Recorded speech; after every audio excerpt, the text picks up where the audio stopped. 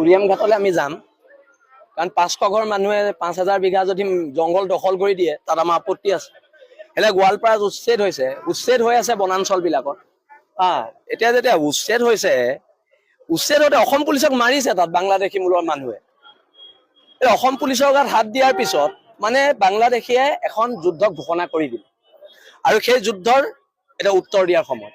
আৰু তেওঁলোকে যিহেতু প্ৰথম যুদ্ধ কিন্তু ঘোষণা কৰিছে বাংলাদেশী, অসম পুলিচৰ গাত হাত দি অসম পুলিচৰ মূৰ ফালি দি যুদ্ধ ঘোষণা কৰিছে আৰু এই যুদ্ধ আমি গ্ৰহণ কৰিছো আৰু অসমৰ সমূহ খিলঞ্জীয়া মানুহক একত্ৰিত হ'বলৈ আহ্বান জনাইছো। কেৱল ফেচবুকত সীমাবদ্ধ নহয়, ৰাজপথত ওলাব লাগিব আৰু ৰাজপথত প্ৰয়োজনত হাতত হেংদাং লৈ ওলাব লাগিব। আৰু এটা শিৱসাগৰৰ চিন্তামণিগড়ত বাংলাদেশী সোমাইছে। আজি চিন্তামণিগড়ৰ ওচৰৰ পাজৰে মানুহে মোলৈ ফোন কৰিছে। এতিয়া চিন্তামণিগড় মোৰ ঘৰৰ পৰা কেই কিলোমিটাৰ, 15-20 কিলোমিটাৰ দূৰ, 15 কিলোমিটাৰো নহয়। এতিয়া চিন্তামণিগড়ত উচ্ছেদ কৰিবলৈ আমিতো পুলিচলৈ ৰখি নাথাকিম, আমি এইটো এদিনতে উচ্ছেদ কৰিম চিন্তামণিগড়, যিকোনো পৰ্যায়ত গৈ উচ্ছেদ কৰিম। আৰু যিখিনি পুলিচৰ গাত কোব পৰিলে, বাংলাদেশীৰ হাতৰ যিখিনি কোব পৰিলে, প্ৰতি কোবৰ বিচাৰ হ'ব, প্ৰতি কোবৰ বিচাৰ হ'ব। আক্ৰমণ হ'লে প্ৰত্যাক্ৰমণ হ'ব আৰু অসমৰ খিলঞ্জীয়া মানুহ শেষ যুদ্ধলৈ সাজু থাকক। যুদ্ধ কৰিব লাগিব, নহ'লে জাতি নেবাচ। আমি এটা কথা স্পষ্টকে কৈ দিছো যে ৰাজনীতিৰ ঊৰ্ধ্বত কথা বতৰা হ'ব লাগিব। বিজেপি, কংগ্ৰেছ সকলোৱে ৰাজনীতি বাদ দি প্ৰথম জাতি ৰক্ষা কৰক, জাতি ৰক্ষা সংগ্ৰামখনত অৱতীৰ্ণ হওক, তাৰ পিছত এইখন সংগ্ৰাম হ'ব।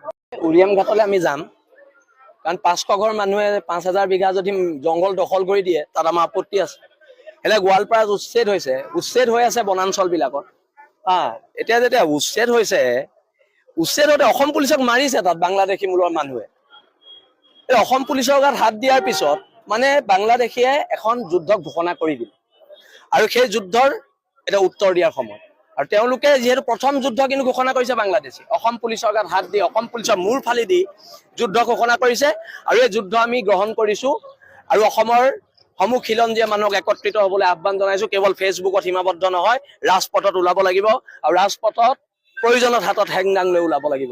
আৰু এটা শিৱসাগৰৰ চিন্তামণিগড়ত বাংলাদেশী সোমাইছে। আজি চিন্তামণিগড়ৰ ওচৰৰ পাজৰে মানুহে মোলৈ ফোন কৰিছে।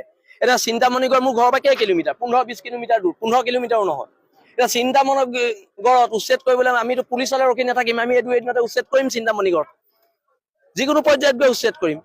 আৰু যিখিনি পুলিচৰ গাত কোব পৰিলে, বাংলাদেশীৰ হাতৰ যিখিনি কোব পৰিলে, প্ৰতি কোবৰ বিচাৰ হ'ব, প্ৰতি কোবৰ বিচাৰ হ'ব। আক্ৰমণ হ'লে প্ৰত্যাক্ৰমণ হ'ব আৰু অসমৰ খিলঞ্জীয়া মানুহ শেষ যুদ্ধলৈ সাজু থাকক। যুদ্ধ কৰিব লাগিব, নহ'লে জাতি নেবাচ।